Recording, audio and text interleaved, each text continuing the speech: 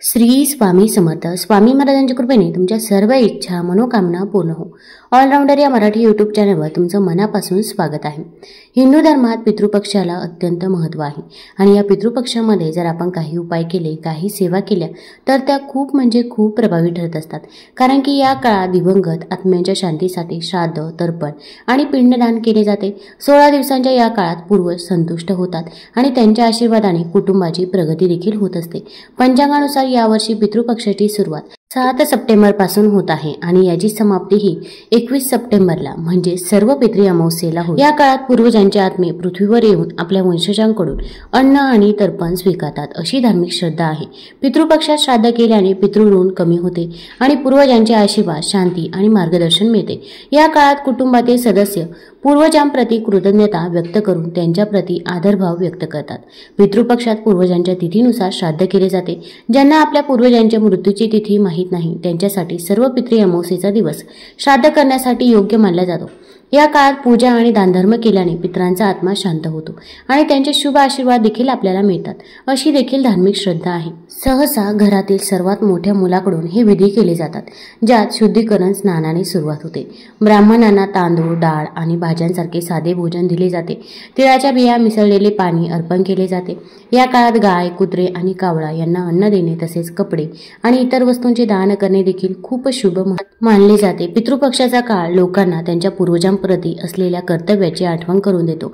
श्राद्ध आणि तर्पण करून कुटुंबे केवळ कृतज्ञता व्यक्त करत नाही तर आरोग्य, समृद्धी आणि आनंदासाठी आशीर्वादही मागतात. जरी हा काळ विवाह किंवा घरप्रवेश सारख्या नवीन कार्यांसाठी अशुभ मानला जात असला तरी हिंदू परंपरेमध्ये पितृपक्षाला भावनिक महत्त्व देखील आहे. आता या पितृपक्षाच्या काळामध्ये आपल्याला काही उपाय देखील करायचे आहे. आपण एखादं घर बघा, त्या घरामध्ये ऑलरेडी पैसा असतो तरी पण त्या घरामध्ये पैसा हा येत असतो. तसेच मुलांची देखील पाहिजे तशी प्रगती असते. त्या घरामध्ये सुख, शांती, समृद्धी असते. उलट आपल्या घरामध्ये असे होते की आपण कितीही मेहनत करा, कष्ट करा, कष्टाचे आपल्याला फळ पाहिजे तसे मिळत नाही किंवा एखादं काम हाती घ्या, त्या कामामध्ये आपल्याला खूप प्रयत्न करावे लागतात तेव्हा ते काम कुठेतरी पार पडत असते. असे अनेक समस्या आपल्या समोर असतात. तसेच मुलांची देखील प्रगती होत नाही, घरामध्ये पैसा देखील येत नाही, तसेच विवाह जुळून येत नाही, संतान प्राप्ती होत नाही, नोकरी मिळत नाही. तर आपल्या घरामध्ये पितृदोष असला तर आपल्याला या सर्व समस्यांना सामोरे जावे लागत असते. आता आपल्या घरामध्ये पितृदोष असो किंवा पितृदोष नसो तरी पण आपल्याला या पितृपक्षाच्या काळामध्ये पितरांची सेवा करणे हे अत्यंत गरजेचं आहे. आपल्याला काही उपाय करायचे आहे तर कोणते उपाय करावे, कोणत्या सेवा कराव्या हे जाणून घेण्यापूर्वी तुम्ही ऑलराऊंडर या मराठी यूट्यूब चॅनलमध्ये नवीन असाल तर चॅनल लाईक करा आणि सबस्क्राईब देखील करा.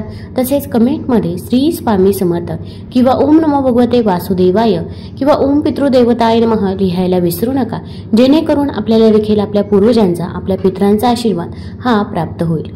आता सर्वात महत्त्वाचं म्हणजे हे उपाय कोण करू शकतं तर घरातील कोणत्याही व्यक्तीने हे उपाय सेवा केल्या तरी पण चालेल. पण शक्यतो घरामध्ये जे काही वडीलधारी व्यक्ती असतील, आजी असतील, आजोबा असतील तर त्यांनी हा उपाय करावा. त्यांना करणे शक्य नसेल तर अशा वेळेस तुम्ही देखील हा उपाय करू शकता. फक्त सुतक असेल किंवा मासिक धर्म असेल तर या काळामध्ये आपल्याला हा उपाय करता येणार नाही. आता या पितृपक्षाच्या काळामध्ये दही भात ठेवणे हे देखील खूप महत्त्वाचे आहे. त्यासोबत आपण आपल्या उंबरठ्याजवळ देखील पाणी शिंपडायचं आहे. रोज दरवाजा उघडल्यानंतर जेव्हा आपण पहिल्यांदा दरवाजा उघडतो तेव्हा मुख्य दरवाजाच्या दोन्ही साईडनं पाणी शिंपडायचं आहे. कारण की पितृपक्षाच्या काळामध्ये आपले पूर्वज पृथ्वीवरती येत असतात आणि आपल्या उंबरठ्याजवळ येऊन ते थांबतात आणि जर आपण तिथे पाणी शिंपडलं तर त्यांचा आत्मा तृप्त होतो व ते आपल्याला शुभ आशीर्वाद देत असतात. त्यांना मोक्षप्राप्ती होते. तर आपण मडक्यामधील किंवा माठामधील पाणी घ्यायचं आहे किंवा अगदी हंड्यामधील पाणी घेतलं तरी पण चालेल. पण शक्यतो मातीच्या भांड्यातील पाणी घेणे शक्य असेल तर मातीच्या भांड्यामधील पाणी घ्यायचं आहे. त्यामध्ये 2 थेंब गंगाजल टाका आणि हे पाणी आपण उंबरठ्याच्या दोन्ही साईडने शिंपडायचं आहे. यामुळे आपल्या पूर्वजांचा आशीर्वाद हा आपल्याला मिळत असतो. तसेच हे पाणी शिंपडत असताना ओम पितृदेवताय नमः, ओम पितृदेवताय नमः या मंत्राचा जप देखील करायचा आहे. आता यानंतर आपल्याला या पितृपक्षाच्या काळामध्ये घरामध्ये भात शिजवायचा आहे. आता भात हा आळणी शिजवावा. त्यामध्ये मीठ टाकायचं नाही किंवा अगदी तेल, तुपाचा वापर देखील करायचा नाही. घरामध्ये जर अगोदरचा भात असेल तर तो भात देखील घ्यायचा नाही किंवा या भातातून आपल्याला खाण्यासाठी देखील भात घ्यायचा नाही. आपण सेपरेट आपल्या पितरांसाठी, आपल्या पूर्वजांसाठी हा भात शिजवायचा आहे. आता अगदी छोटेसे मूठभर किंवा अगदी छोटीशी वाटीभर भात शिजवून घ्यायचा आहे. आता भात शिजवल्यानंतर तो एखाद्या प्लेटमध्ये किंवा वाटीमध्ये काढून घ्यायचा आहे. आता यानंतर आपल्याला त्या भातावरती थोडंसं दही टाकायचं आहे. दही नसेल तर दुधामध्ये लिंबू पिळा आणि त्याचं दही तयार करा. हे 2 चमचे दही आपण त्या भातावरती टाकायचं आहे। त्यासोबत थोडेसे काळे तीळ देखील त्यावरती ठेवायचे आहे आणि आपल्याला खडी साखरेचं पाणी घ्यायचं आहे आणि हे सर्व घेऊन आपण आपल्या छतावरती जायचं आहे किंवा अगदी घराच्या बाहेर दक्षिण दिशेला गेलं तरी पण चालेल। आपल्याला हा भात आपल्या कावळ्यांसाठी ठेवायचा आहे, म्हणजेच आपण आपल्या पूर्वजांसाठी हा भात ठेवायचा आहे। आपण जर कावळ्यांना हा भात दिला तर आपल्या घरामध्ये सुख शांती समृद्धी नांदते व आपल्याला आपल्या पूर्वजांचा आशीर्वाद देखील प्राप्त होत असतो। आता जेव्हा हा भात आपण तिथे ठेवतो त्यासोबत जर तुम्हाला तिथे जर थोडासा विस्तव ठेवण्यात आला तर अतिउत्तम होईल आणि ठेवणे जर शक्य नसेल तर अशा वेळेस तुम्ही फक्त भात, दही, त्यावरती काळे तीळ आणि खडी साखरेचं पाणी ठेवायचं आहे। आता विस्तव जर ठेवला असेल तर त्या विस्तवावरतीच आपण हा भात आणि दही टाकायचं आहे।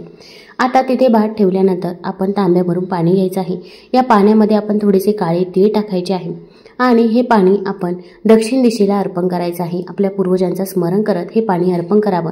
हे पाणी आपल्या पायावरती पडणार नाही याची आपल्याला काळजी घ्यायची आहे।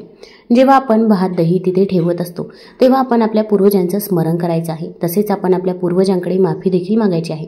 आपण म्हणायचं आहे, माझ्याकडून जर काही चूक झाली असेल, घरातील लहान्याकडून मोठ्याकडून जर काही चुका झाल्या असतील तर त्याबद्दल आम्हाला माफ करावे, पण इथून पुढे आमच्याकडून जशी सेवा होईल तशी सेवा आम्ही तुमची नक्की करू, असे आपण आपल्या पूर्वजांना म्हणायचं आहे। यामुळे आपल्या घरामधील दुःख, दारिद्र्य, गरिबी ही दूर होत असते।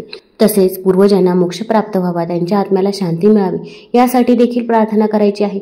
तुमची इच्छा, मनोकामना असेल तर ती देखील तुम्ही तिथे व्यक्त करू शकता।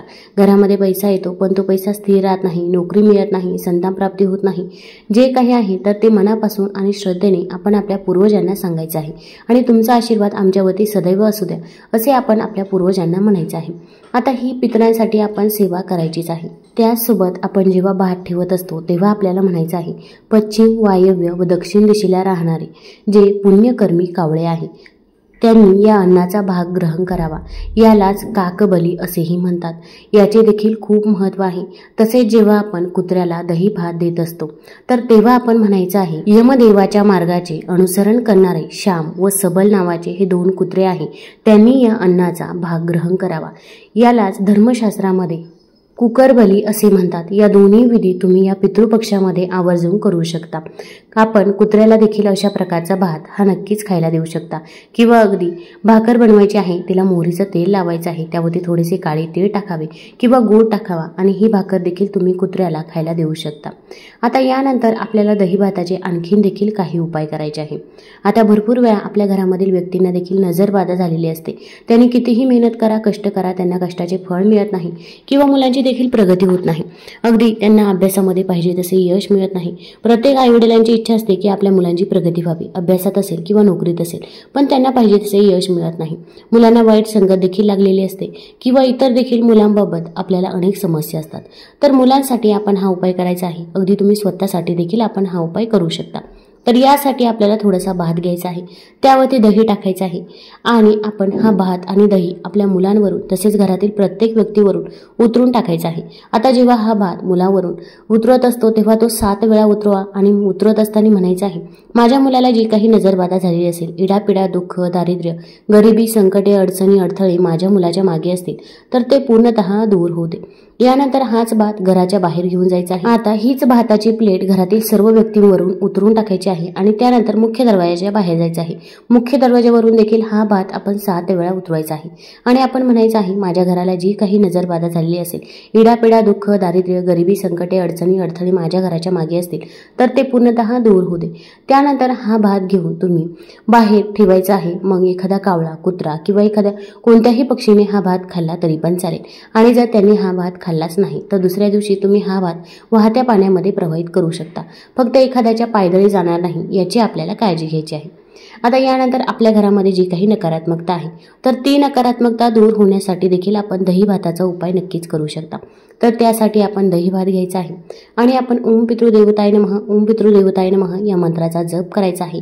हा भात आणि दही सर्व भिंतींना टच करायचा आहे। ही प्लेट सर्व भिंतींना टच करायची आहे आणि आपल्या घराच्या चारही कोपऱ्यामध्ये हा भात आणि दही टाकायचा आहे। यामुळे काय होते तर जी काही नकारात्मक ऊर्जा आहे तर ती नकारात्मक आपल्या घरामधून नष्ट होत असते असे म्हणतात। आणि दुसऱ्या दिवशी हा जो भात आणि दही आहे तर तो तुम्ही वाहत्या पाण्यामध्ये प्रवाहित करू शकता। यामुळे देखील घरामधील नकारात्मकता, नजरबाधा ही दूर होते। तुम्हाला जर हा व्हिडिओ आवडला असेल तर आपल्या ऑलराऊंडर या चॅनल लाईक करा, सबस्क्राईब करा आणि आपल्या मित्रपरिवारासोबत जरूर शेअर करा। धन्यवाद।